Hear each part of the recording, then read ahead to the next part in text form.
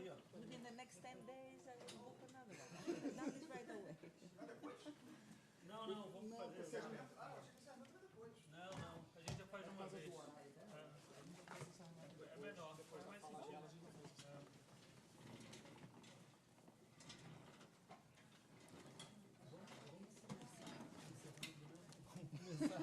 Começar falando depois do Thiago falar, ou você acha que depois do Thiago aparece? Podemos começar já falando, a gente falava isso. Ô Bia e Daniel, a gente combinou o seguinte, vamos começar já se despedindo, dar a palavra para a Chloe e depois a gente já encerra. Tudo bem com vocês? Ela fica com a última palavra. Ela fica com a última palavra. Então agora a gente já faz as despedidas. Faz as despedidas agora.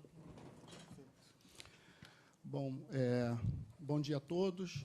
Hoje é o nosso último dia do Summer School com a professora Chloe, que muito nos honrou com a sua vinda ao Brasil para dar esse curso. Espero que ela não esteja muito cansada, porque foi muita informação, muito trabalho e curto espaço de tempo. Então, nós já estamos fazendo aqui, de certa forma, o nosso encerramento. E depois que a professora Chloe palestrar, o final da sua palestra, a gente já vai dar para o encerrado o Summer School. E como, no sentido de ter recebido aqui na nossa escola esse tão importante evento, eu gostaria rapidamente apenas de agradecer, primeiro o Gabriele, que infelizmente não pôde estar presente fisicamente, em razão da lesão que ele teve no ombro, mas esteve com nós espiritualmente, porque isso aqui, o Summer School, é, de certa forma, uma ideia dele, uma criação dele, e já está no 4º Summer School. Depois podemos, no 5º, chamar de férias de verão. Não precisa ser mais Summer School, mas, de qualquer forma, atrai o público também, o público estrangeiro. E agradecer a parceria absolutamente necessária, tanto da UFRJ, com o professor Daniel, que muito nos honrou aqui com a sua presença, com a sua palestra, com a sua ajuda na organização do evento, com o professor Renato, da PUC, que também é, de certa forma, minha casa, só que no departamento de Direito, e que também nos ajudou muito em elaborar como a forma de melhor fazer, estruturar o nosso Summer School. A professora Beatriz, incansável, nos ajudando todos os dias na organização do evento, enfim, e presidindo as mesas e trazendo sempre essa simpatia, esse jeito e a sua inteligência para contribuir do Summer School. E, evidentemente, a professora Chloe, que, para nós, é uma referência no estudo do platonismo e está ainda produz ainda muitos trabalhos acadêmicos importantes, e é uma honra tê-la aqui presente nesse Summer School. Eu vou passar a palavra, então, para fazer o professor Renato, o professor Daniel, a professora Bia, para fazerem as suas falas finais, e depois da conferência da professora Chloe, a gente vai dar por encerrado o Summer School. Tá bom? Então, passo a palavra aqui, pela ordem, o professor Renato. Muito obrigado, Gustavo. Eu queria iniciar dizendo que foi um grande prazer, é um grande prazer estar aqui, foi um grande prazer ter passado a semana em um conjunto de atividades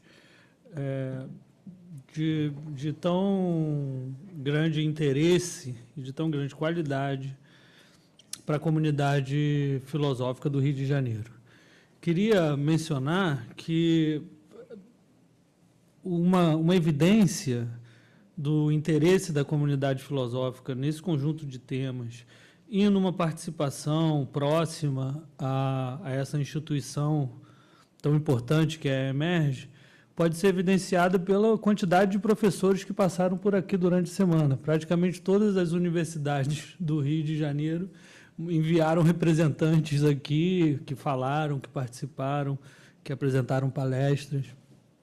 E eu acho que isso é uma evidência da importância disso que tem sido construído de maneira tão inteligente, tão cuidadosa pelo desembargador Gustavo, pelo professor Gabriele. Acho que essa parceria é uma parceria que já está dando grandes frutos e tem tudo para continuar brindando a nós, da comunidade filosófica do Rio de Janeiro e do Brasil, em especial aos historiadores da filosofia antiga e classicistas, com uma série de atividades que engrandecem o nosso campo, né?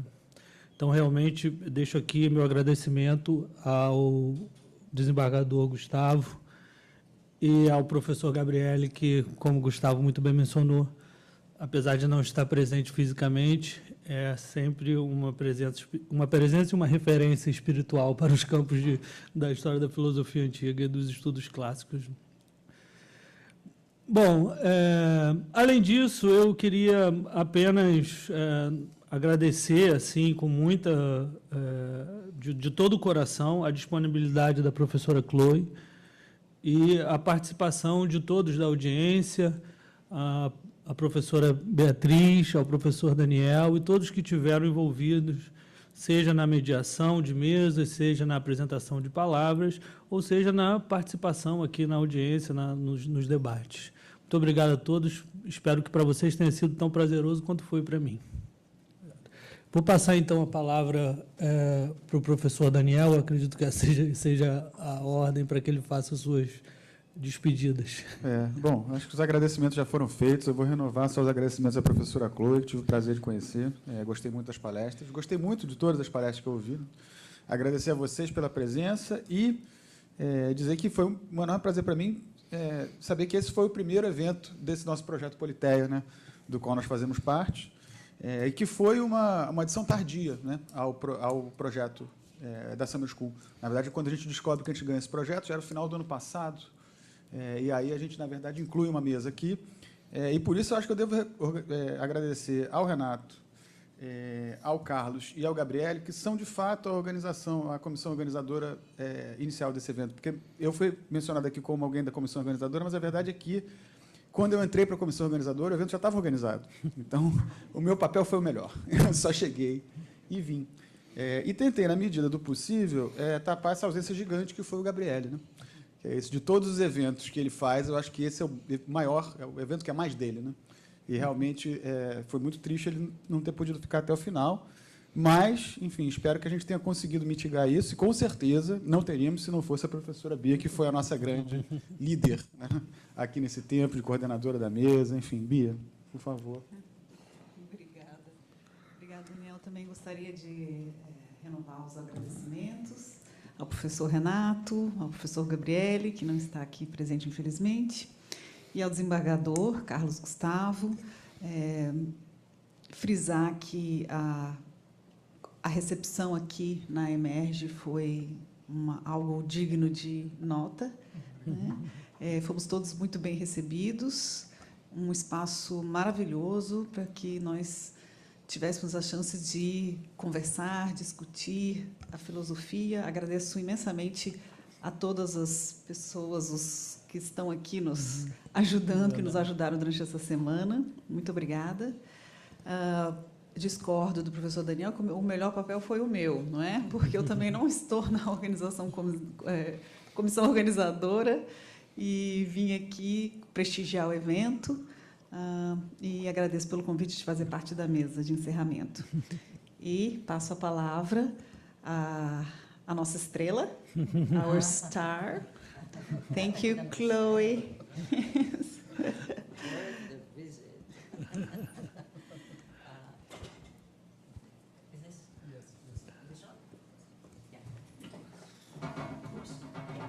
So thank you very, very much. It has been a wonderful experience for me. Thank you, Gustavo. Thank you, Daniel, Beatriz, Renato. I'm sorry that Gabriele could not stay with us. It was wonderful to meet all these colleagues, but also the students, who I hope I will see in Crete soon.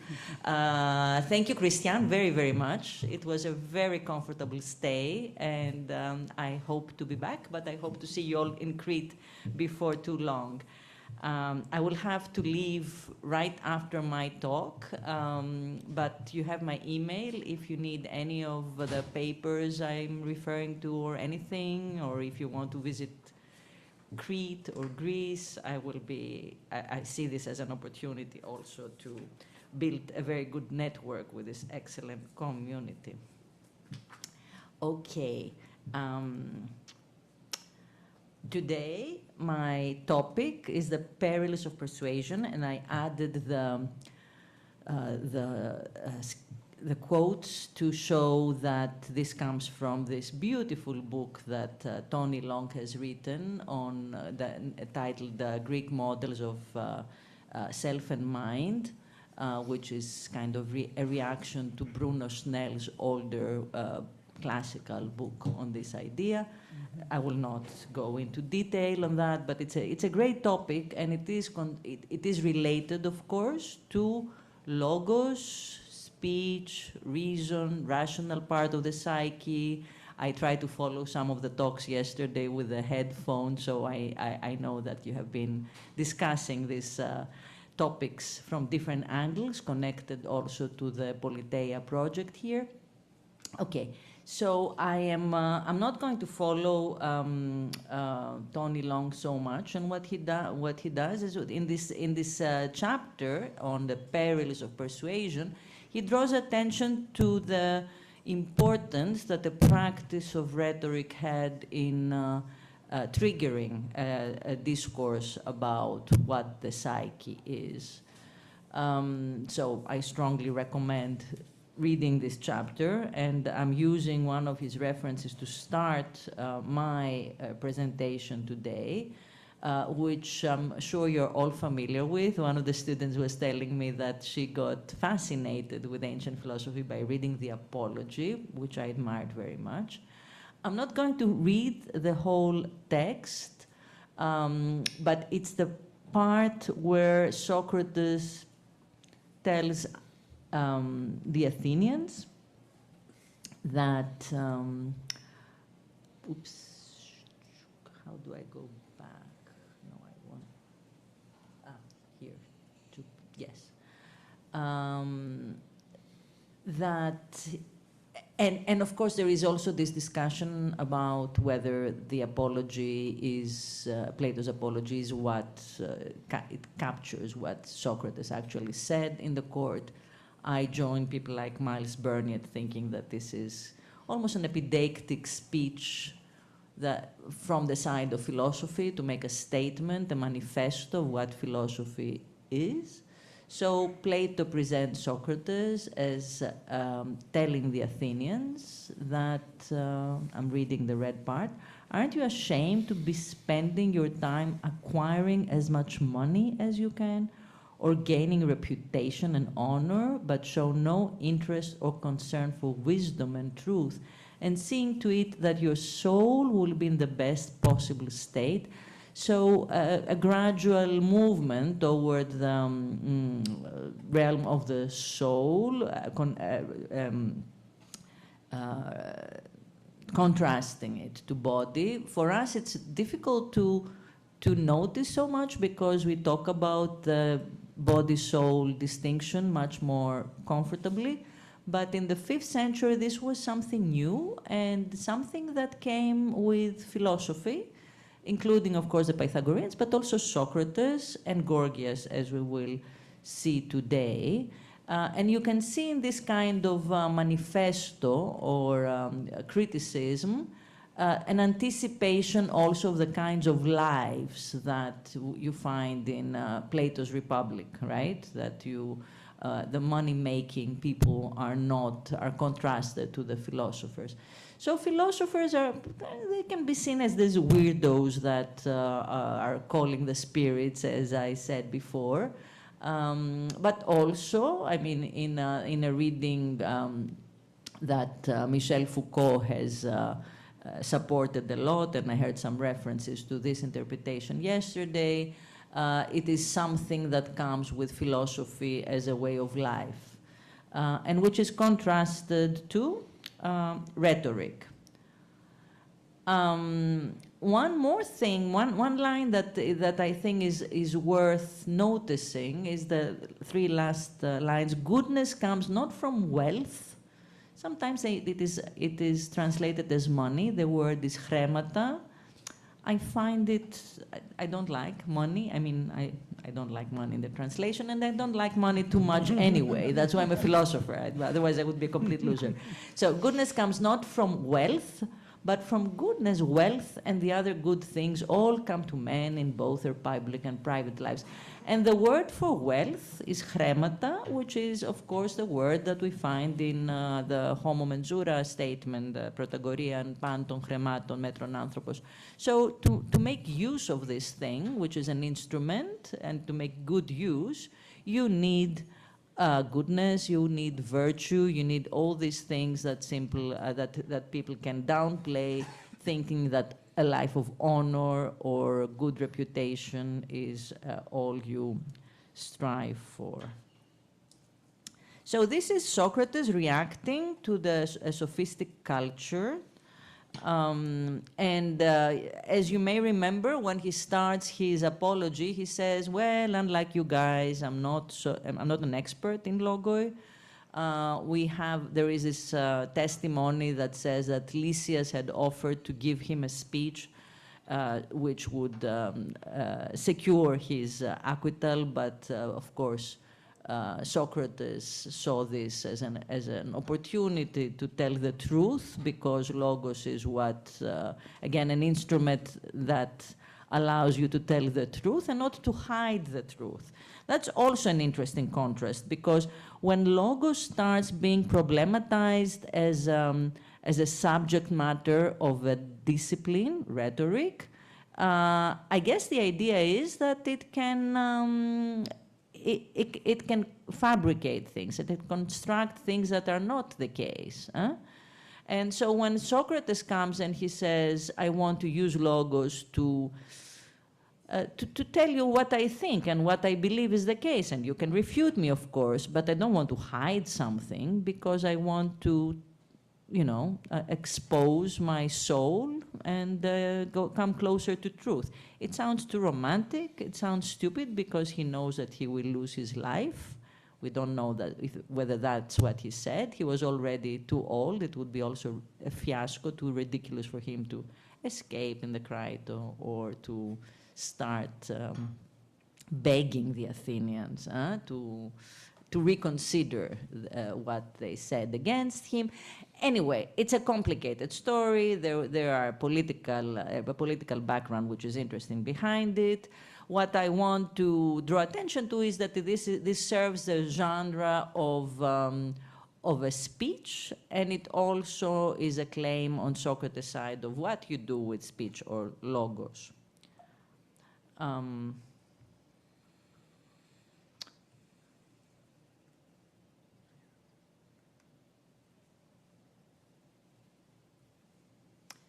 Any questions so far? Because I want to make sure that if you have some remarks, this is the last day, so I don't want to save everything for the end, because then I will run away.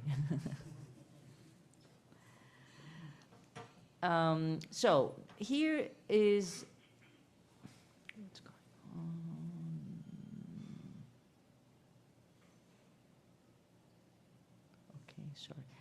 Okay, then I will move on to the way that Plato construes rhetoric in the Gorgias, which is in juxtaposition to philosophy. So in Gorgias, you have this opposition between two ideals of life. One is the life of politics, as it is construed by people like Callicles. Remember, we discussed this already. And Socrates represents the life of what many of the Athenians would think of as the life of a loser. But then Socrates wants to say that this is real life, because this is about cherishing your own self, which is your soul. It's not surprising that the Christian tradition had a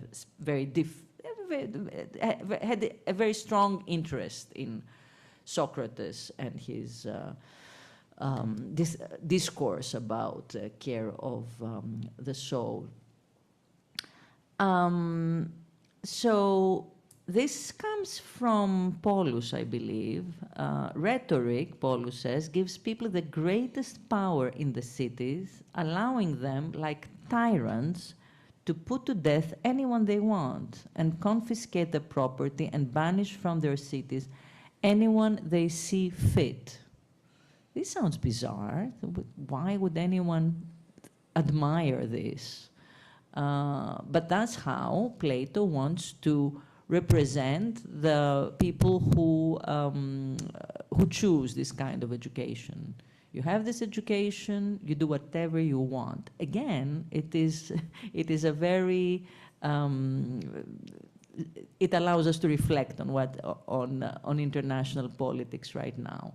I have the right discourse, and I can tell people how I want to make my appetites to realize them by gaining whatever I want. And people are okay with that, right? I mean, it's amazing that how the only good thing is that what we are studying becomes more relevant. Did Gorgias, the father of rhetoric, according to Cicero, it is Tisias and Gorgias who started rhetoric because of cases that they had to defend in courts after the tyrants were expelled in Sicily. So a practical context there. Remember how we discussed the fact that it is interesting that all these foreigners come to Athens and they can teach those skills. Why do they have those skills? In Sicily, we have an answer, maybe. There was this court culture. But also for Plato and Cicero, that's, I think, a way to downgrade this practice. It's only to acquit people whether they are guilty or innocent, right? You remember the stereotype of the sophist associated with Socrates in Aristophanes' Clouds. We don't care about truth, we just acquit people. How close was Gorgias to this, to any reflection on this? Would Gorgias claim that it's good to have rhetoric because you can be a tyrant? We don't know. It's interesting that Plato designs the dialogue Gorgias with 3 episodes. First is Gorgias, who hasn't reflected enough about rhetoric.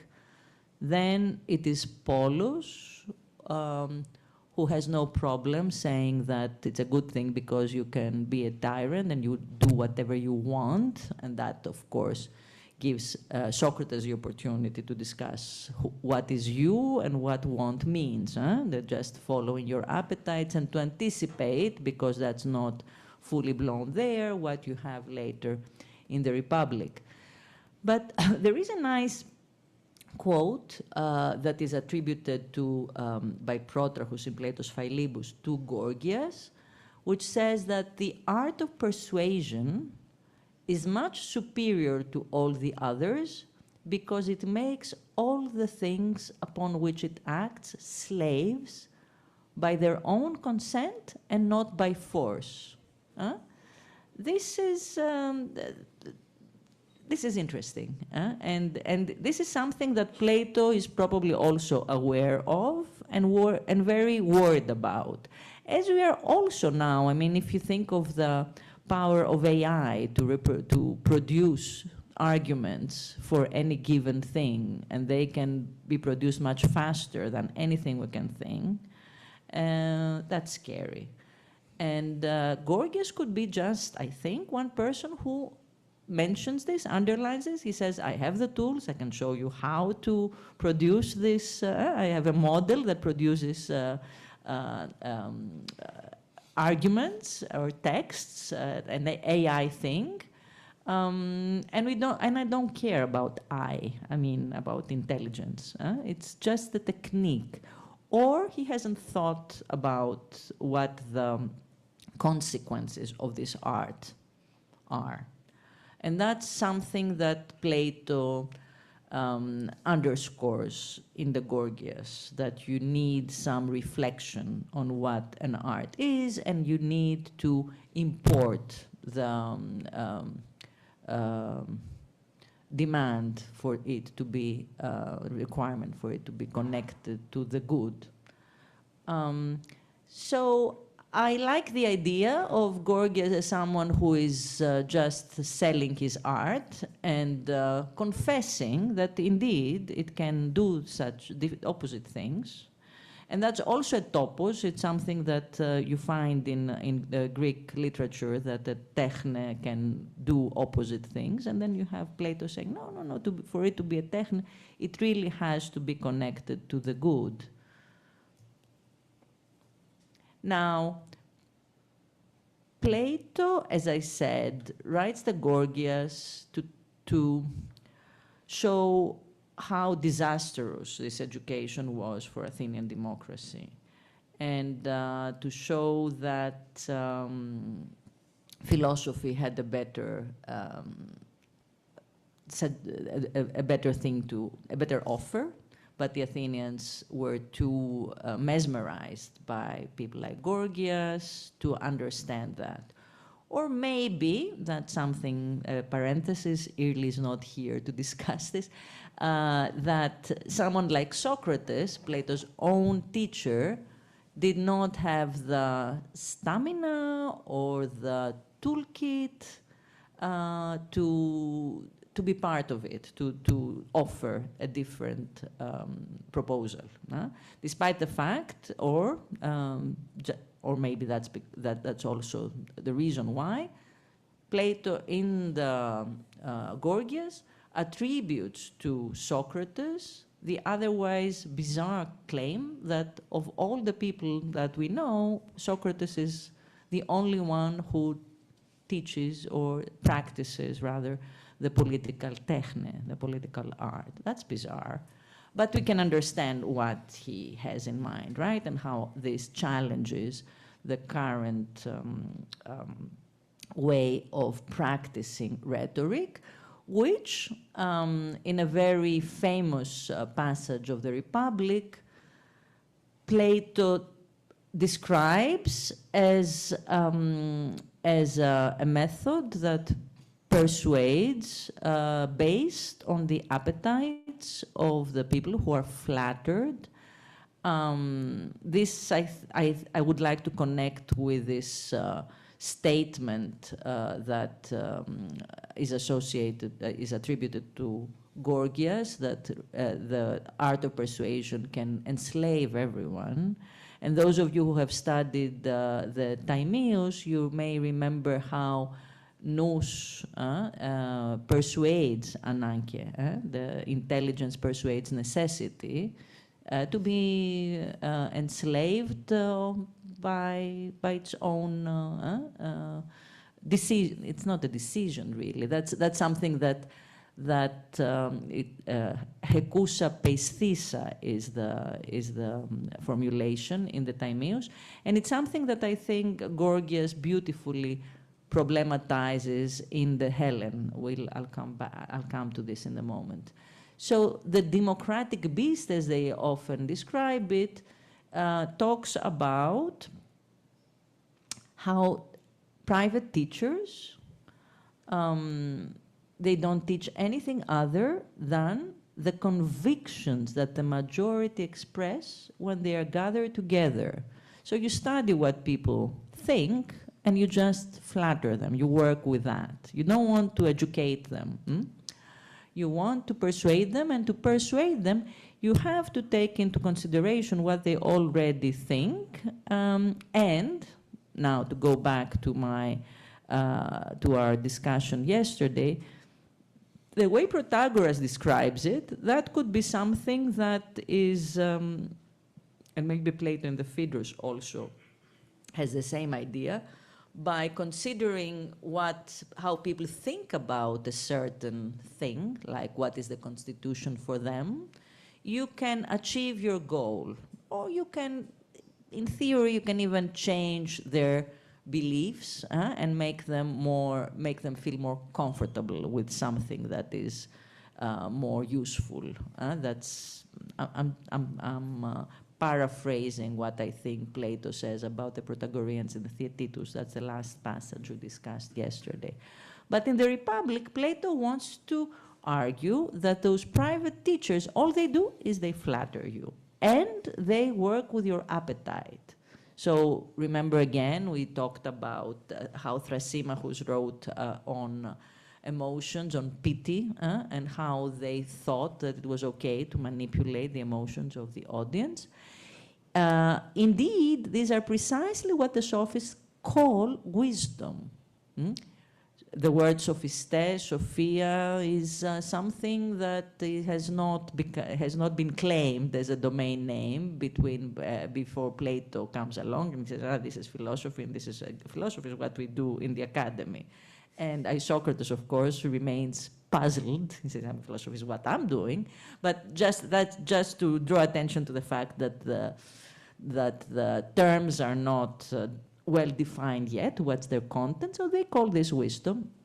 It's as if someone were learning the moods and appetites of a huge, strong beast, the assembly, that's his rearing, how to approach and handle it, when it is most difficult to deal with or most gentle, and what makes it so, what sounds it utters in either condition, and what sounds soothe or anger it.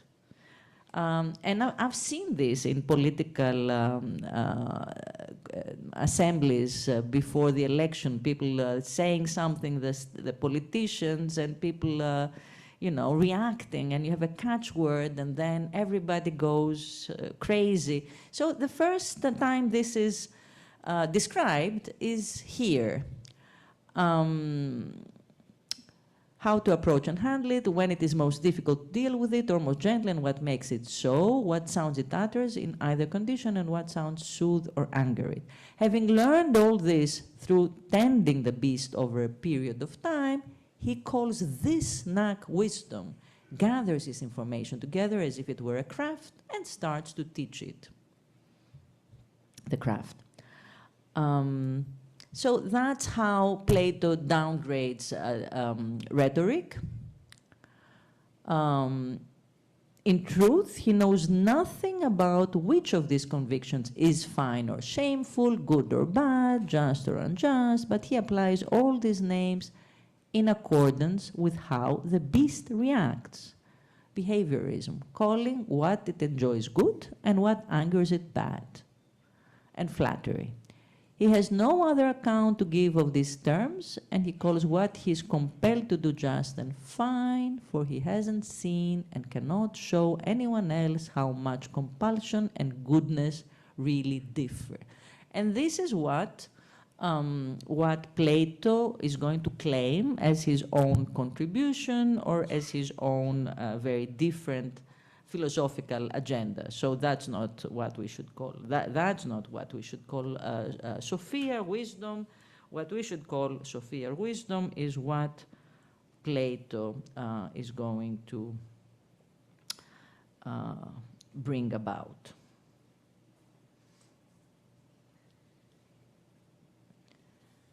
Any thoughts?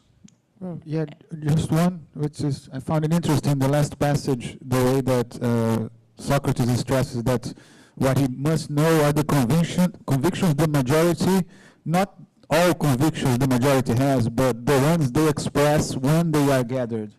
Like there's this specific idea, right? When these people get together, there are this set of convictions which come about and which rule their behavior, and it's this that you need to that's a very interesting remark, yes. And it's when Aristotle speaks about the importance of you knowing the politeia in order to argue before the assembly, it's a little closer to this. Basically what he's saying is a democratic assembly will find it very hard to argue for restriction of rights, for instance, restriction of freedoms, because this is what the Constitution is about.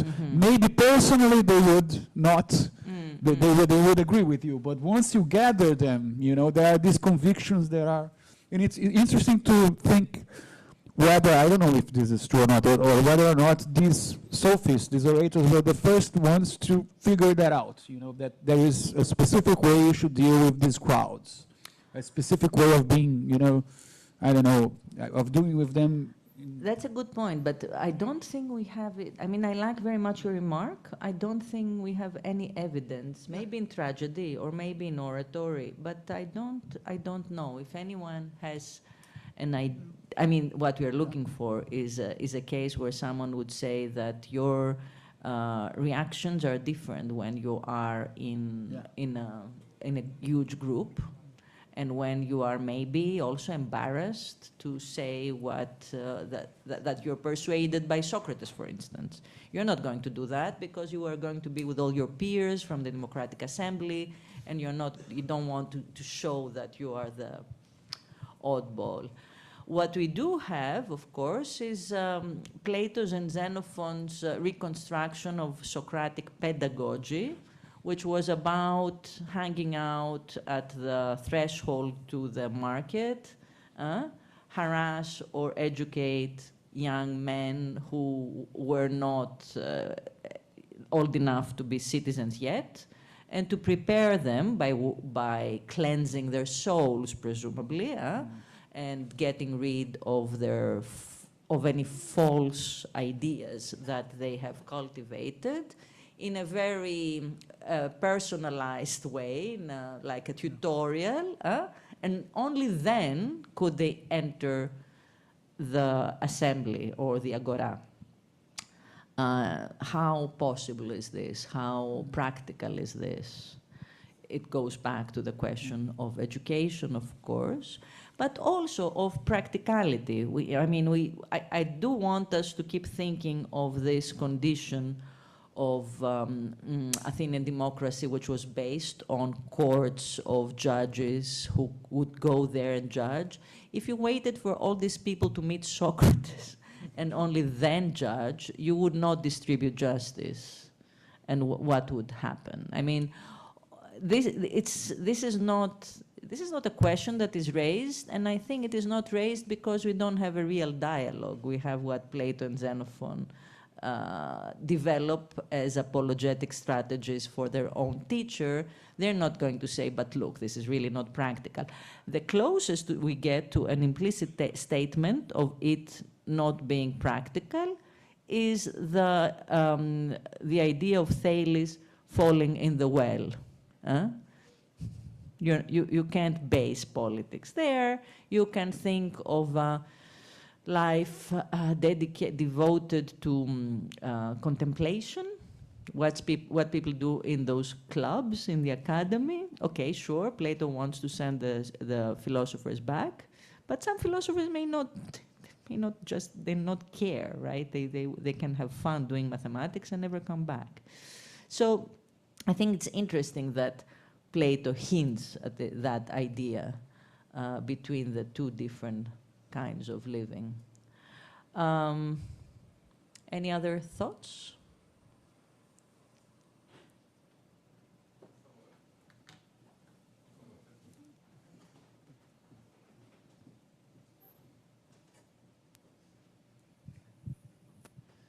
Chloe, I wish to. Tem que apertar forte o botão. Isso, segurar. Vai ficar verde a luz. Aperta e segura, vai ficar verde a luz. Alô?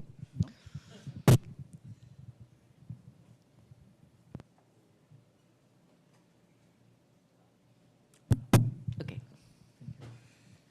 Chloe, I don't know if I understand right, but the critic of Plato of rhetoric seems to ignore the. Seems to. I'm sorry. Seems to ignore the. I don't know. For me, it seems a fact that if you know the technique of rhetoric, you are more vaccinated against the perils of rhetoric. You are more conscious of the kind of persuasion that people try to impose to you. That's absolutely right. I haven't discussed it yet, but I will. Yes. And one more point. I was just curious to know. very, very fast, my question. I was just curious to know which Greek word was translated by information in opposition to techne, to art, some in a Information here. Yeah, I think it was in a. I wouldn't know offhand. No yeah, problem. yeah, No okay, problem. but it's. But anyway, rhetoric is about information, and philosophy is about investigation. And I was curious about information, what it would be. Yeah, maybe it was probably topoi. something less technical, and philosophy is about investigation. I like that. Yes.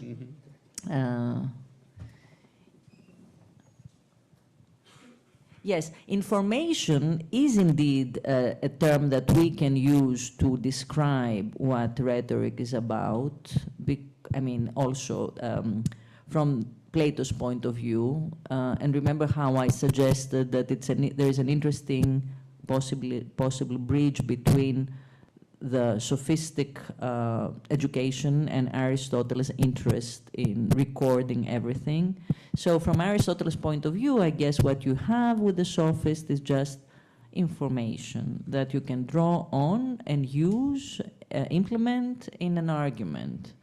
There is a very interesting passage in the Protagoras where Socrates asks if the useful is the same as the good, if I'm not mistaken, and Socrates says, well, I know many cases, and those many cases is something that presumably a sophist or a rhetorician would impress their audience with. Like, you know, I can present you with so many different, a library of different options. And you choose, you see which one you react better. That's what I do. I'm a juggler. And think of Socrates in the Symposium. Nick Denier makes this contrast where he wants to find the one case, you know, only one. I don't care if you think that there are so many beautiful things, and that beauty means this and that. And of course, think of Aristotle in Nicomachean Ethics 1:6, saying that the good is different in each category, and Plato is getting it wrong. Yeah, that's an interesting point about information, or mere information.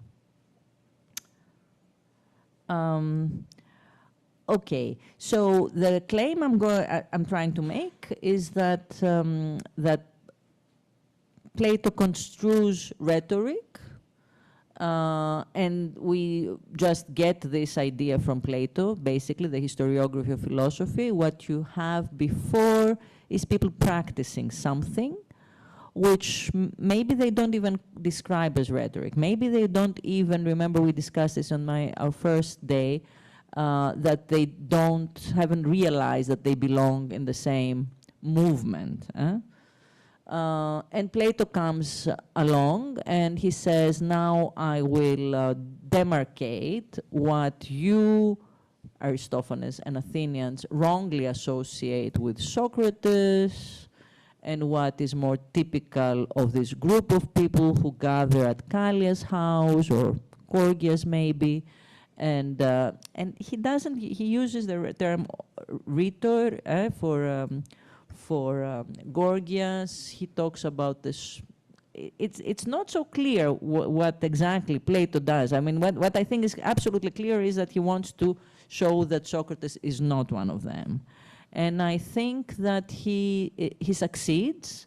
And the reason why he succeeds is also that Socrates was so different, and that we'll come back to that.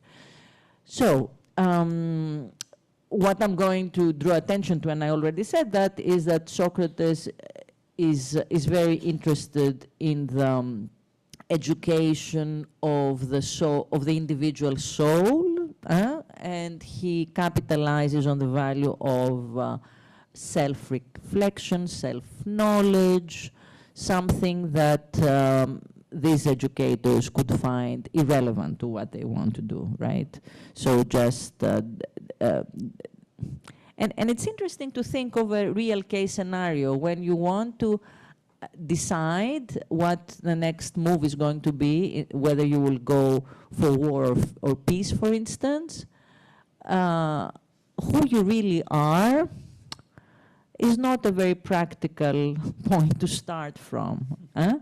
What helps you in deliberation in those cases is to look at what Plato would describe as mere information, different analysis of a situation, and see the pros and cons, and then you decide. And this doesn't have so much to do with who you are. What I am going to claim in connection to Plato's Socrates is that his emphasis on the education of the psyche is very important. But this interest in the psyche that is associated with Socrates is also very much associated with Gorgias, in Gorgias' Helen, and presumably Plato is aware of that. Many of those ideas come from the West, from Italy to Greece, Pythagorean influences, so it's likely that Gorgias, Empedocles also, the Pythagoreans, were more exposed to this kind of new teaching. So this is Socrates speaking in the Gorgias. There is, I take it, something you call body and something you call soul. And Gorgias says, yes, of course. And do you also think that there is a state of fitness for each of these? Yes, I do, all right. Is there also an apparent state of fitness, one that isn't real? The sort of thing I mean is this. There are many people who appear to be physically fit, and unless one is a doctor of the fitness experts, one wouldn't readily notice that they are not fit. So he uses this very famous analogy between the body and the soul, but also between arts that flatter the body or the soul. So they are not arts really, they are empirical knacks, is what he says. The Greek word is tribe, and real arts. I'm saying that of this pair of, come then, and I'll show you more clearly what I'm saying if I can. I'm saying that of this pair of subjects, there are two crafts for body and soul. The one for the soul I call politics. The one for the body, though it is one, I can't give you a name for offhand, but while the care of the body is a single craft, I'm saying it has two parts, gymnastics and medicine. And in politics, the counterpart of gymnastics is legislation, and the part that corresponds to medicine is justice.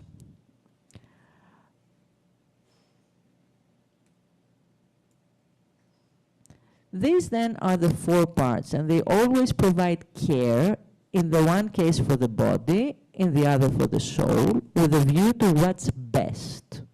Now, flattery takes notice of them, and I won't say by knowing, but only by guessing, people associate this with Isocrates, divides itself into four, masks itself with each of the parts, and then pretends to be the characters of the masks. It takes no thought at all of whatever is best, with the lure of what's most pleasant at the moment. It sniffs out folly and hoodwinks it so that it gives the impression of being most deserving. Pastry baking has put on the mask of medicine and pretends to know the foods that are best for the body. And that's the famous statement that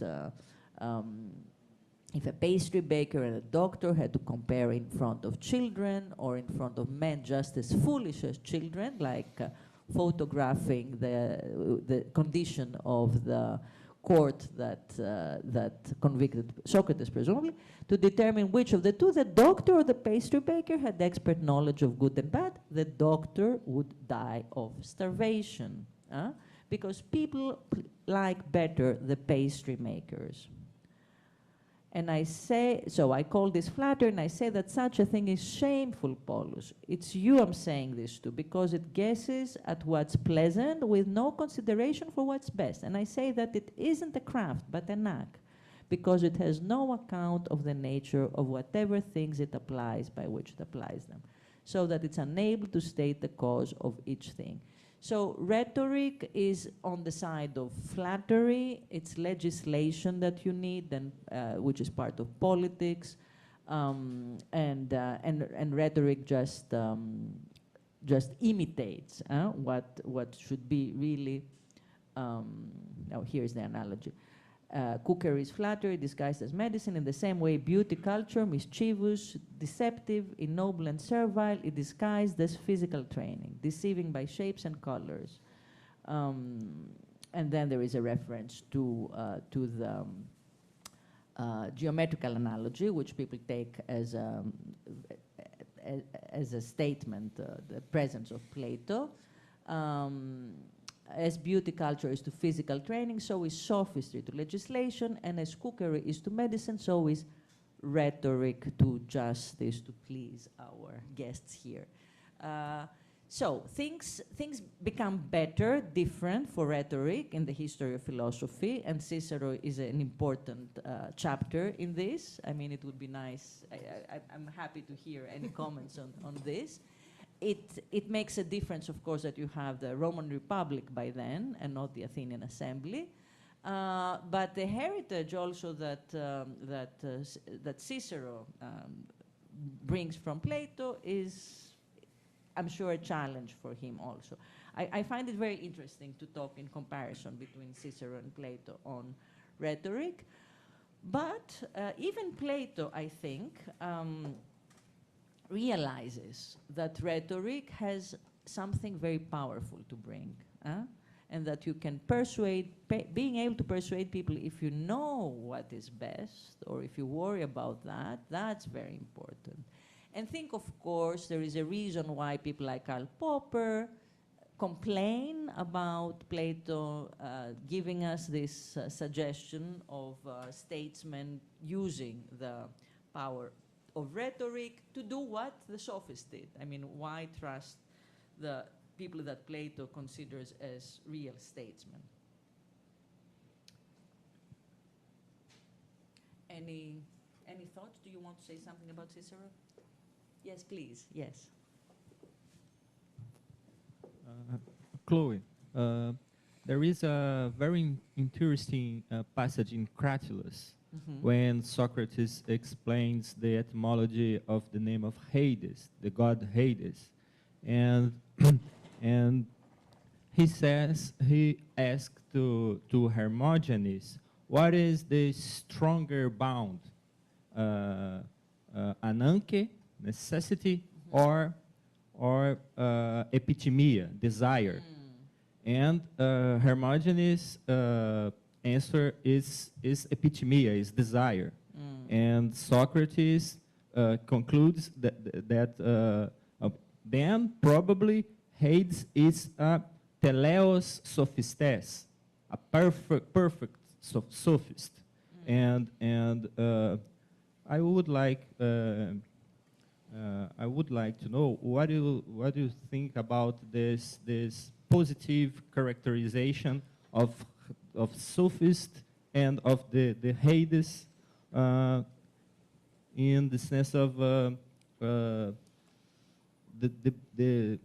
beautiful, the desire to listen beautiful discourses, beautiful logoi. What do you think about this passage? Why do you think this is positive, though? Because seems to me positive characterization of Hades, because there aren't bodies, just souls. They are in the underground, and they don't live out, not because are bound of necessity, but the desire to listen beautiful discourses. And seems to me a positive characterization. Offhandedly, I would think it is ironic, and I don't think that any soul that is gets rid of the body is has the fate that it's only the philosophical souls basically that will have the life, the afterlife that that Plato describes in the Phaedo. Unless you have cleansed your soul through education, through the what the food for the soul is, that's what Plato says in the Phaedo, then you do nothing. You just have your body as a shadow in the afterlife. That's what he says in the Phaedo. I have to look at this passage, and thanks for raising it on the sophist. But I think also the idea of enjoying speeches, logoi, yeah, it's the same word, but if you look at Cephalus in the beginning of the Republic, I think Plato wants to show that this guy enjoyed spending time with Socrates, but like going to the movies and eating popcorn and not reflecting really, because that's what you have in the beginning of the Republic. And that I also think is part of Plato's strategy to show that, okay, Socrates could introduce people to a new kind of life and some new ideals, but he was missing so much that you only get, presumably from Plato's point of view, when you systematize this better. And one proof for Plato, if you allow me the parenthesis, that Socrates did not go all the way, is all the other Socratics that messed up after his death. I mean, only Plato found the right way to do philosophy. So I would be skeptical, but I would look at this passage, and thank you for raising it. One more.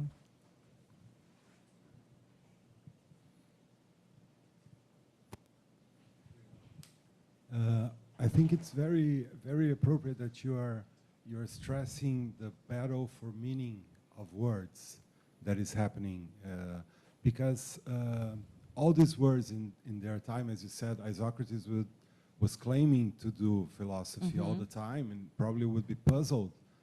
What do you mean this is now philosophy? It never was. Yeah, yeah. And even for Isocrates, the idea of logos was an exchange between internal and external factors.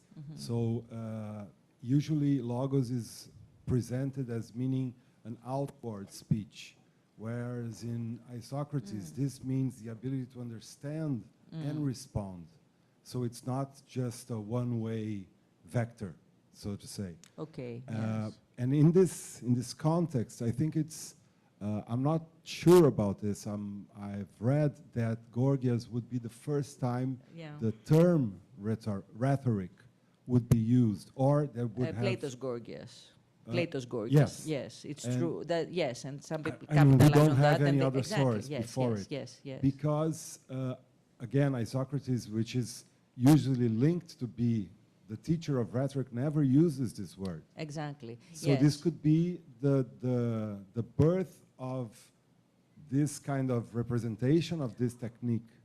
Exactly. Representation, construal, the wedge between rhetoric as a thing that is a flattery, propaganda, whatever, and then true study of logoi.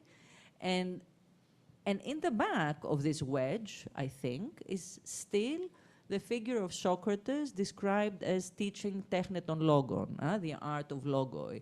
That's what everybody does. Well, Socrates has the privilege of helping you through this to reach the truth, or to save your soul, or to do things that were not exactly what Plato attributes to him. But for sure, Plato and Xenophon think that this is what this is something very different from the education that other sophists offered.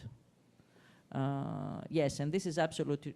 I mean, some people rhetorique, the ending ikos, adds a technicity, and it could be a neologism. Some people say by Plato to. Saying that it's blah blah blahing, something like that, in a technical way. In Yes. that sense, only to complement, I find it curious how well based is the claim that it is not a TechNet, because there are certainly technical aspects to it, and that's undeniable. Yeah. So it seems to be a bit of like a shoehorn and what I argument. said before about this paradox, or not this paradox, but about this construal of techne as something that brings opposite results. I think this is something that Plato wants to resist, but does he do it successfully? I don't know. No, I don't think he succeeds. And it's also instructive to compare the Gorgias, Plato's Gorgias, to Aristotle's beginning of the metaphysics, where they both talk in the beginning. Plato talks about Polus' claim that experience leads to art, and then he challenges it by saying, but yeah, that what you call art is a mere tribe, so give me a break. And it's a play, it's a dialogue, right? It doesn't have the qualities that you have, that Aristotle has in his text. I mean, I would think that Plato and Aristotle would agree at the end that in some cases, like in medicine, empiria, experience, practice, is more important than having just theory, logoi, without having seen a body, right? I'm sure they would agree on that. But then the power of Plato's texts and his direction is completely different. Like showing in a protreptic way that the life of philosophy should be chosen over the life of what people like Gorgias do, and also stressing the danger of rearing, of producing citizens like Callicles, who have no problem to support tyranny, right? So politically, I guess Plato is very powerful, and he does the same in the Republic. I mean, the Republic can also be seen as a protreptic for philosophy, but also a prophylactic against tyranny. That's really powerful. I mean, this is kind of public philosophy at its best. Aristotle does something different. And then it's very interesting to raise the question as to what Isocrates does. Maybe Isocrates does the most serious thing of all, but the historiography of philosophy has managed to present things in a different way. Other thoughts, questions?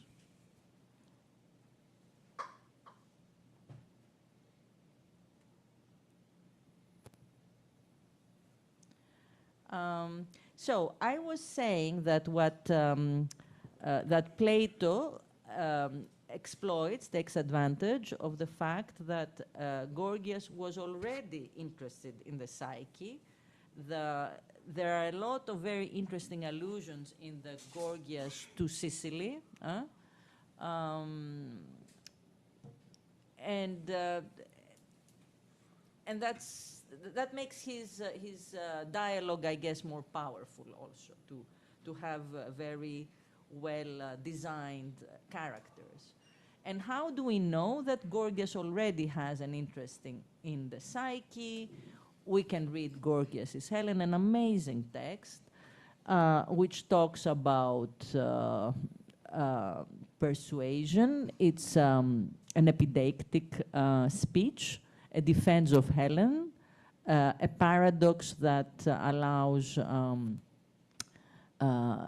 Gorgias to show how powerful his art is, when he's able to show that the cause that was considered typically the cause of the Trojan War is wrong, something that goes against traditional ideas. And I don't know if you're familiar with the text, but it is structured very carefully in sections that explain, for instance, if it was violence that that that was the reason, the cause that brought Helen to Troy, then how can you accuse Helen? If it was love, then how can you accuse her? I mean, this is such a powerful thing. Your soul is, you cannot, there is no rational soul, right? So your soul is carried away because you have this powerful thing that affects it. And this, what you said before about Logos and Isocrates is very interesting because it is a different kind of, I don't know, psychology of the Logos. Charles Siegel has a beautiful text on this, or neurology of Logos. Neurology, of course, is anachronistic, but you have the sense that there is something almost very physical happening there, you know, that Logos just impresses you and you follow, and you're innocent. There are different ways to construe Gorgias's Helen. One way is to say that that it advertises the power of his art. You can even show that Helen is innocent. Another is to show that Helen could be more well informed, that the power of Logos is something that you could resist, I think. Don't be like Helen. I'm not saying that this is Gorgias's aim, but I think the text allows us to see how powerful Logos is and why we must resist it. And you raised it before, that what's most important, if you realize how powerful the techne of Logos is to learn it and to be able to practice it in order to be an agent and not the subject of persuasion as Helen was. In this text, this is a very well-known analogy. This section of the text, number 8, discusses the scenario of, well, it's not violence, it's not love, it's Logos. How about if it was persuasion? But if it was speech, Logos, that persuaded and deceived her soul, it is not difficult to make a defense with regard to this too, and to secure acquittal from the accusation in the following way. The rhythm of the text in Greek is something amazing, by the way. Speech is a great potentate that by means of an extremely tiny and entirely invisible body performs the most divine things, deeds. For it is able to stop fear, to remove grief, to instill joy, and to increase pity. I shall demonstrate that this is so. So, as I said, this is an epideictic speech. Gorgias advertises his art in a very interesting manner. Oops. No.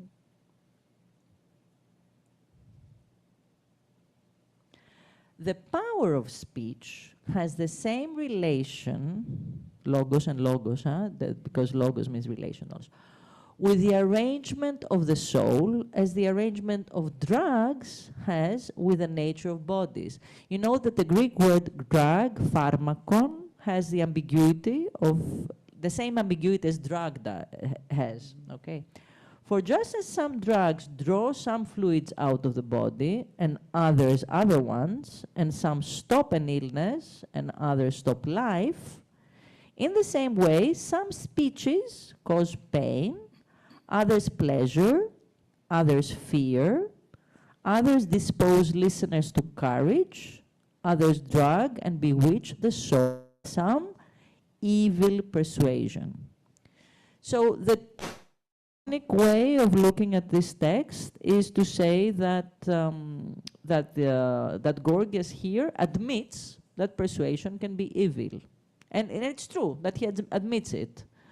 But another way to, I mean, a way to resist this impression that these guys were there to teach lies is to admire the honesty and say that, so that's exactly why You need teachers like Protagoras and Gorgias to allow you to understand the techneton logon, which is, again, what Plato professes to teach, and that's why I suggested that the wedge between rhetoric, which is the bad way of practicing logoi, and philosophy is so essential for Plato's story.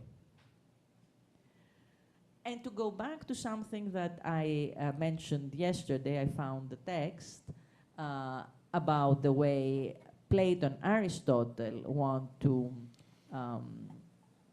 suggest that this teaching of rhetoric for its use in courts is manipulation of the emotions, and that's not the only way you can use rhetoric. And both Plato and Aristotle are going to agree on that. I mean, both see a positive use of rhetoric, which is what then Cicero will take over.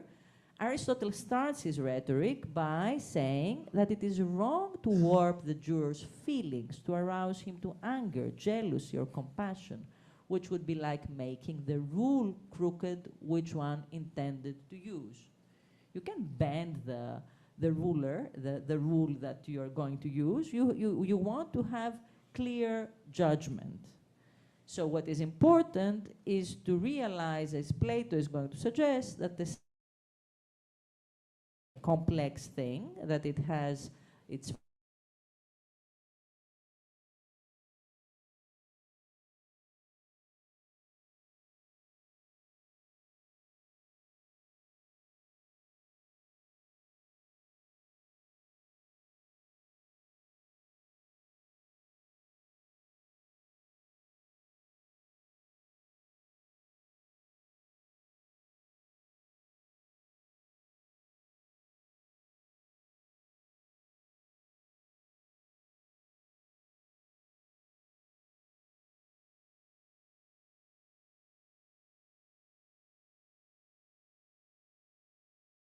big things I think of Gorgias Helen is this idea, which is very potent in ancient Greek, which is that you are responsible for what you do voluntarily, but are not responsible for what you do involuntarily. And you find that on Greek language, ordinary Greek language, right? So basically what he's trying to convince you through the speech is that rhetoric can make you do things involuntarily, right? If you are persuaded, then you were forced, and therefore it was involuntary. That's like the crux of several of his arguments there. And there was a passage you quoted right in the beginning from the Philebus. And exactly, yes. Yes, yes. where hekon is a word, though, that yeah, you willingly do that. Yeah, exactly. But in that quote, you had Gorgias at the beginning. In the yeah. So yeah. Who that quote is from? It's not Gorgias. It is listed as Gorgias. Yeah. Because Protarchus attributes this to Gorgias. Yeah, but he's saying something completely different there, right? Here. Yes, that's the one. Yeah. And that's it's one. under doctrine for Lax and Mose. The art of persuasion is much superior to all the others because it makes all the things upon which it acts slaves by their own consent. Exactly. Not by force. So that's the exact opposite what you found in Gorgias Helen. And force is very important in ancient Greek language in order to determine involuntary that's behavior, very good right? Point, actually. So this is interesting. I never. Yeah. Me neither. Yeah. So you and I mentioned this line from the Timaeus where intellect knows persuades necessity to be shaped, and this happens. It's the necessity is a feminine, ananke is hekusa peistisa. Ekusa peistisa. So she agreed to be persuaded.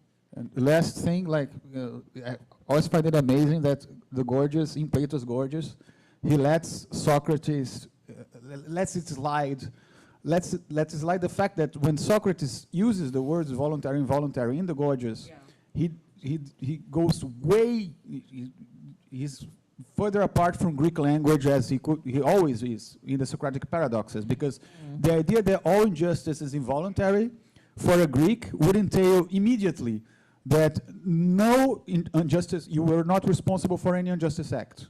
That's how you use the word involuntary in ancient Greek. If you say it's involuntary, then you are not liable to praise or blame or anything of the sort. And Gorgias uses the word in this way in his Ellen. And the thing is, this is the main point of, I think, the main criticism against the Socratic paradoxes. It's not the underlying doctrine about justice, right? The Socratic paradox that nobody... Yeah, the idea that all justice is involuntary. This is why it sounds to an ancient Greek so preposterous, you know, it can't be so. And in the laws, when he's making the codex, right, he actually admits that and starts to work towards a more... Right. That's, thank you. And he says nothing in the Gorgias, right? In Plato's Gorgias, he just lets it slide. He lets it slide, but he introduces it, and it's also, I think, I'm very interested in this, what I think is an implicit dialogue between Socrates and Plato, what Socrates did and how Plato could implement it later in the laws. It's a very nice line of interpretation, I think, especially if you take into account Gorgias's Helen and judiciary background. So, thank you again.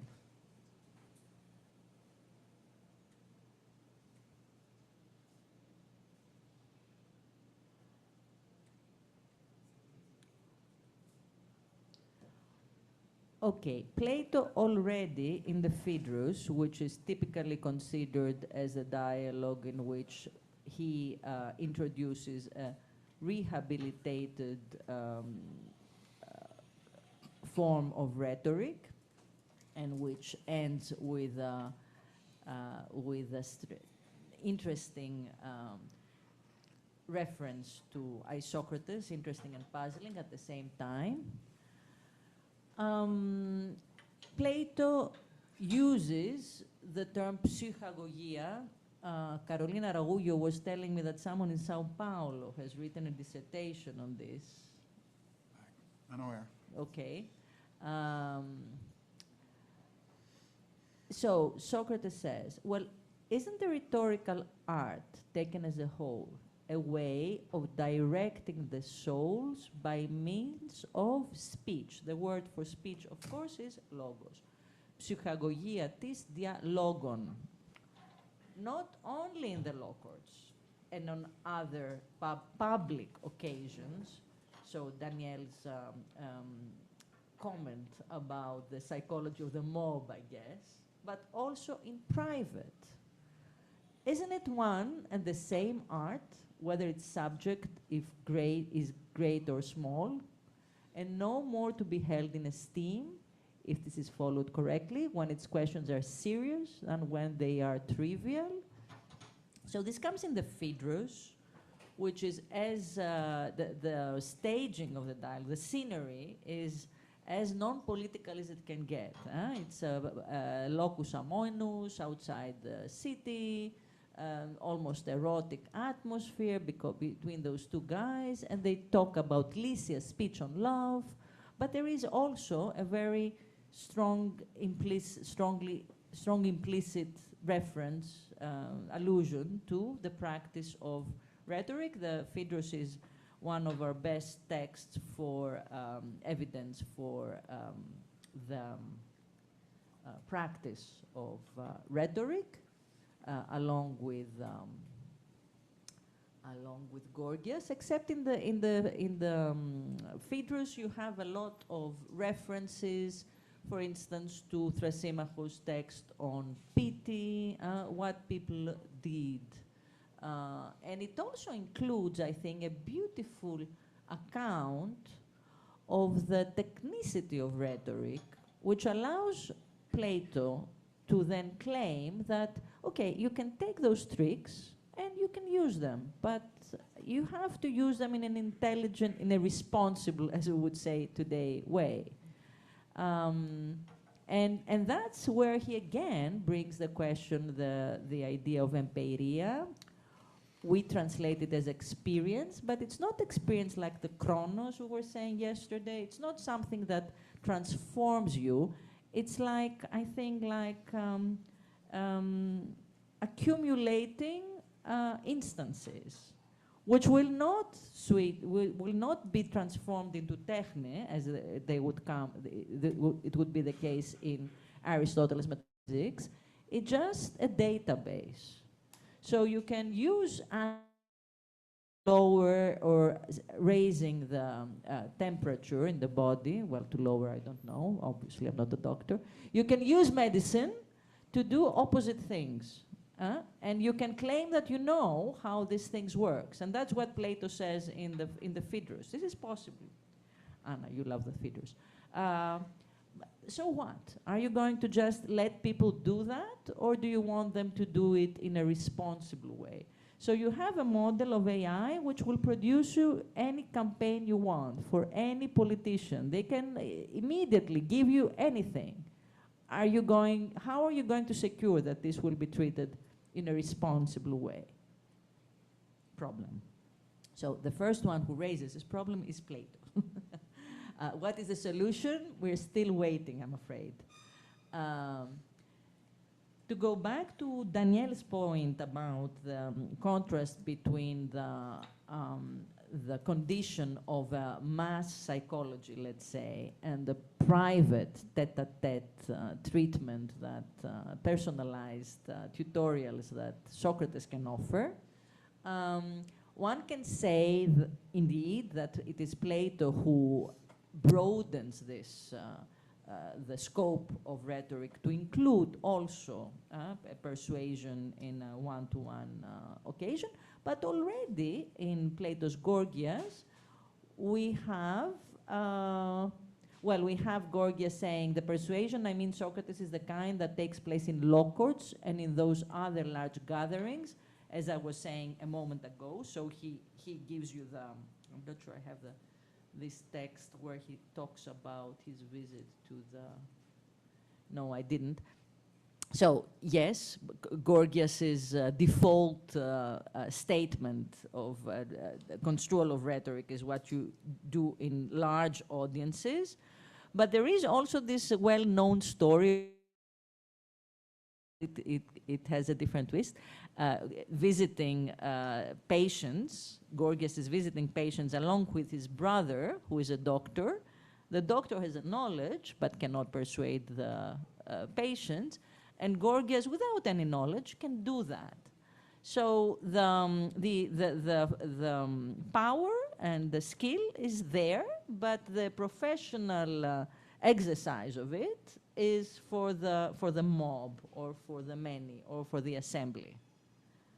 Who will presumably, as we said before, feel embarrassed to change there. You go there and you vote for the left, you vote for the right, you are in a huge crowd. You're not going to say, I now start to think otherwise.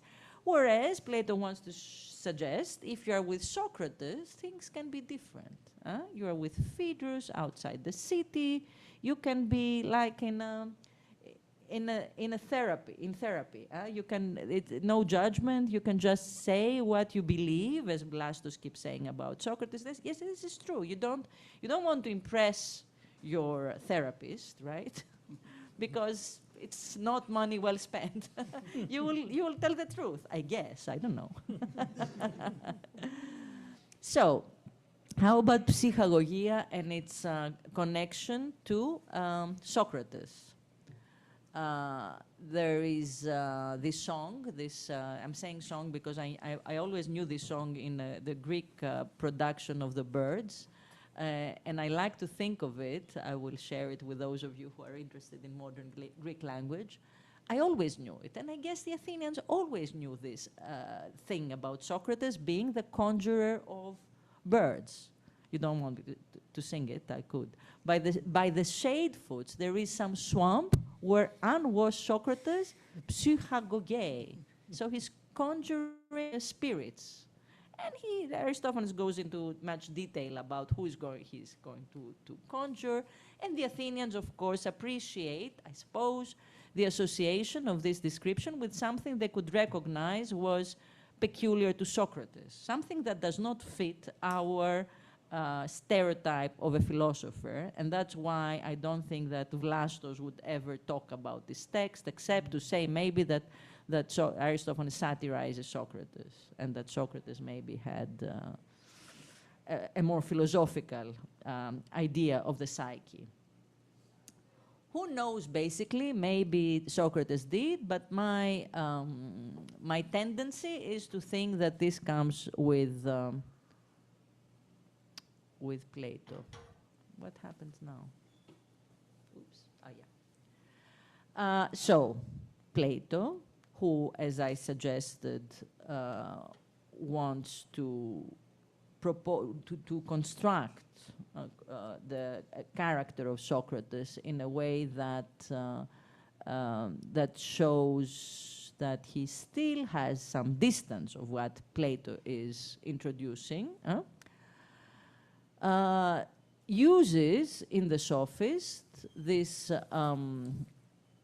definition of noble sophistry, which refers to cross-questioning, elenchos, typically Socratic catchword for what Socrates does. And he describes it now as the greatest and most efficacious of all purifications, and that he who is not cross-questioned, even though he be the great king, has not been purified of the greatest stains, and is therefore uneducated and deformed in those things in which he who is to be truly happy ought to be most pure and beautiful. I think this account matches beautifully what you get in the Phaedo, because one way to look at the Phaedo is through the Neoplatonic, maybe, the interpretations, all about the soul, the afterlife. Another way is to see that what's important in this life, and I think this again ties in with Foucault's reading, is to take good care of your soul, the epimelia eautu, and nurture your soul with logos, logoi, and be able to distinguish what is true and what is false, which is what the Athenians or the mob cannot do, as the herald said in Euripides, the text we discussed yesterday. Now, in the Phaedo, Plato makes Socrates, and I'm sure this is something that you have discussed with Gabriele Cornelli, to say that the worst thing that could happen today is if my soul is dies with the body, if it's mortal at the end, because we don't know whether this is the case. The really lamentable thing would be if we missed our trust to logoi, if we developed the disease of misologia. So if misology, hatred for logoi, so if we give in to the idea that, you know, people say whatever they want, politicians say whatever they want, I want to be left alone, I cannot judge, I'm too lazy for that, too stupid for that. And that's it. So what Socrates leaves behind, according to Plato, is this commitment to the effort to continue to cultivate your critical ability. And to do that, you need the kind of exercise the personalized exercise that Socrates gives you in his tutorials.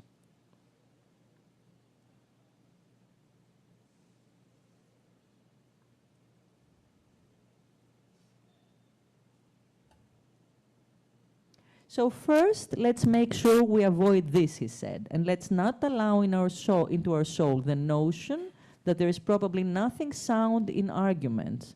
It will be much better to assume that we are not sound yet, but must make a manly effort to be sound. You and the others should do this for the sake of your whole life to come, but I for the sake of my death considered in its own right, because concerning that very thing I'm now in danger of desiring not wisdom, but victory, like those who are utterly uneducated. So don't be heuristics. Don't try to just win the argument because that's what you're expected to do. Maybe you're wrong. it's better, it's very humiliating if you have decided that going to war is a very important thing. It's very humiliating to say, well, I realize now that this was wrong. But see what happens. I mean, what's more important? And I will, that's my last slide, I think. So there will be some time for discussion. And I don't know, so this is a text from the laws that many of you may already be familiar with. That's the most important innovation that Plato proposes in the legislation, the preludes to the laws. One of the experts on this text actually is a professor here in South America, in Mexico, André Lax. There is a big discussion about what exactly Plato envisages there, but he does talk about a situation where legislators will follow the example of what he describes as the free physician, who will be able to explain what the disease, how the disease has evolved, and what will heal you. So by the same token, a legislator could be like a therapist who would tell you what is wrong with your soul. This is not in the text, but I think the analogy allows us to suggest it, and persuade you to follow the law. I mean, there are so many things we could discuss, because you would want people not to treat their participation in politics like medication. That you would want them to just act without maybe without legislation, or maybe, I mean, it's a big question, and and I think this could be the topic of a next summer school. What I want to underscore, however, is how Plato uses the medical analogy that Gorgias had used in a very provocative way to say how logos can heal or destroy or kill the soul, the soul.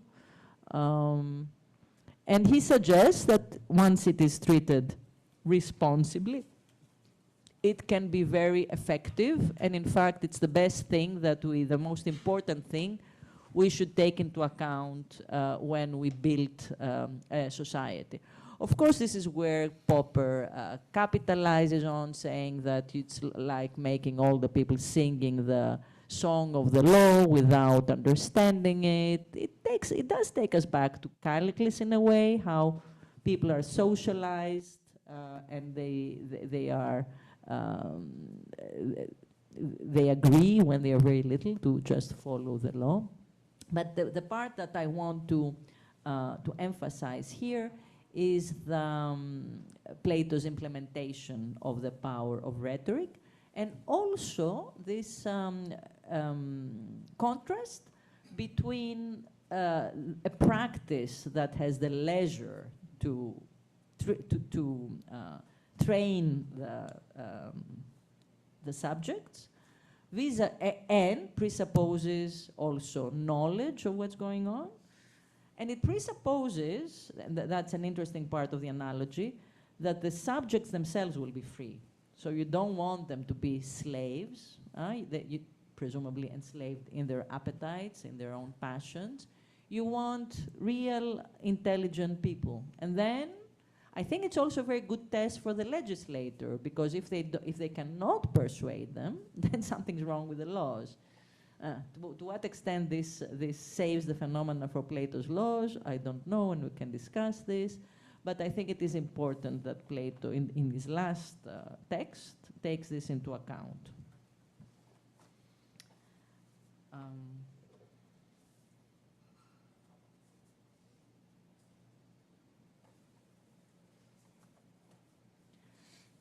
Any thoughts on this? it's a trick so that you make me stay here forever and I miss my flight.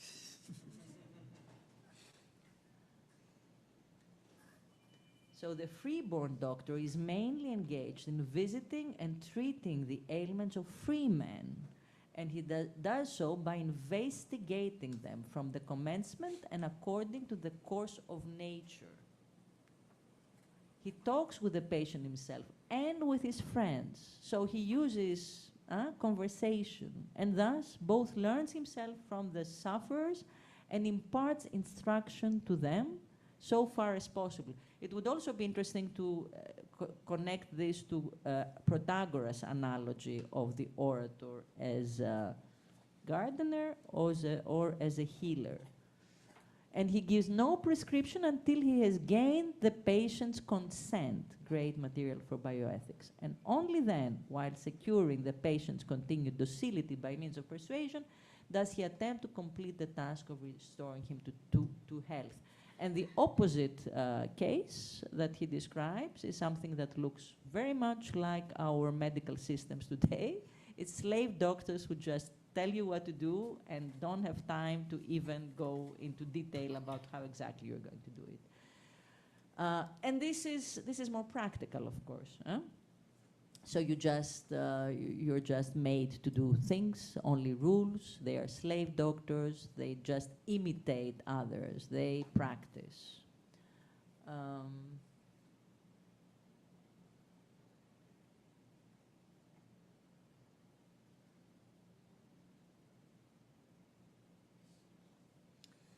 So that's, if you have questions, I mean, you can write to me and I can send you any of this you want. This is the first, the book I already referred to, and these are some articles of mine that are relevant. I mean, I've been working on this since the beginning of my career, but to be honest, in the European or Anglo-American system, I guess Anglo-American, I want to say, working with rhetoric was not a very good way to go about if you wanted a job in a philosophy department.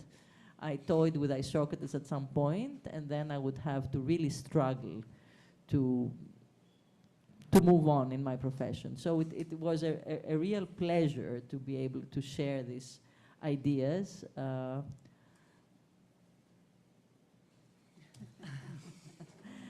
We still have some time for questions, though, or for...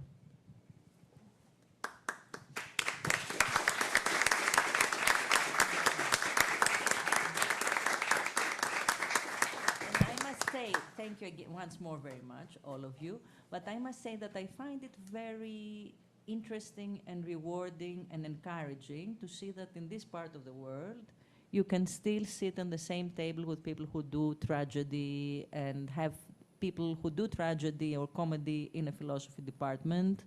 This would be impossible, I think, under the rules of and this desire to keep our disciplines pure. On the one hand, we want interdisciplinary approaches, but then, God forbid, we don't want to suggest that philosophy can be contaminated by classics or literature, or yes, or rhetoric, for that matter. Alguma pergunta? Alguma colocação?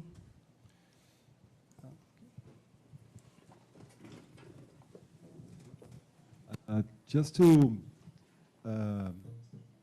maybe to offer back the same kind of input that you talked about, because as I study Isocrates, it's a very lonely place, because it's this like no man's land between rhetoric and sophistry and philosophy. And if you are in either of these camps, Isocrates seems to be not that enough. So for a philosopher, there's no philosophy there, and nobody really studies the orators as such as they used to anymore. So in my case, my study has always been a case of struggling to go past this wall to start having conversations. And this whole event and the way the sophists as a whole were treated here is like the life beyond that wall. And it was very, very refreshing to be here, to listen as a starting point, the fact that you don't have to justify yourself to be talking about this. It's really... But I'm tenured. Well, yes. Anyway, the look for behind the wall, it's a very nice one indeed. So really thank you and this event as a whole, because it's an amazing opportunity for me at least. And I think it's a friendly environment really for this kind of combination of approaches. Yes, I can thank you enough. As for your situation, you have my complete sympathy. And admiration, actually, because it's something that I quit. But there is a lot of room, I think, for interesting discussion in Isocrates and for relevant discussion.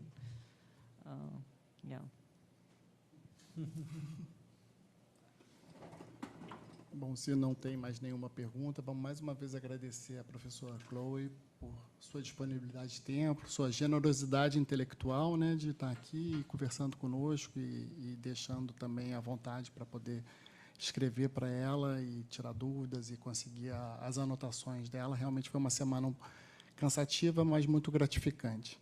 Thank you very much, Chloe. Thank you.